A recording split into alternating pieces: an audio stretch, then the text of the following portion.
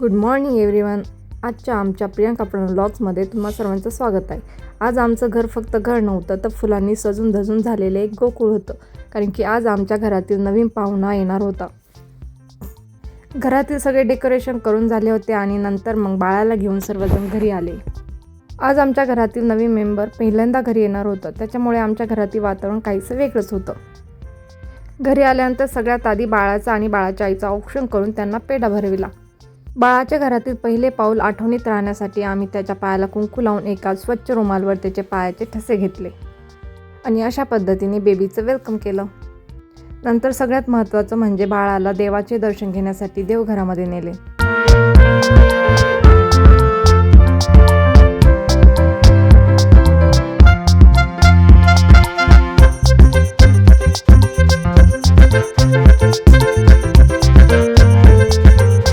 आणि आद्विकला खूप जास्त आनंद झाला होता, कारण की त्याला दादा म्हणणारं कोणीतरी नवीन घरात आलं होतं. तसेच त्याचा मोठा दादा म्हणून तो खूप छान त्याला नादी लावत होता.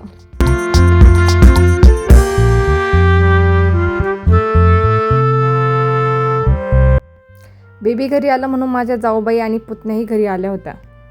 सगळ्यांनीच बाळासोबत मस्त मस्त फोटो क्लिक केलेत. सगळ्यांसोबत गप्पा मारत मस्त चहा एन्जॉय केला.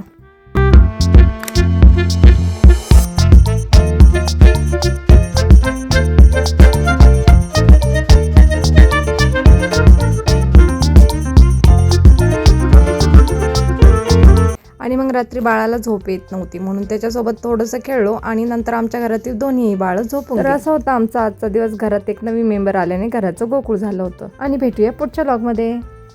थँक्यू. शुभरात्री.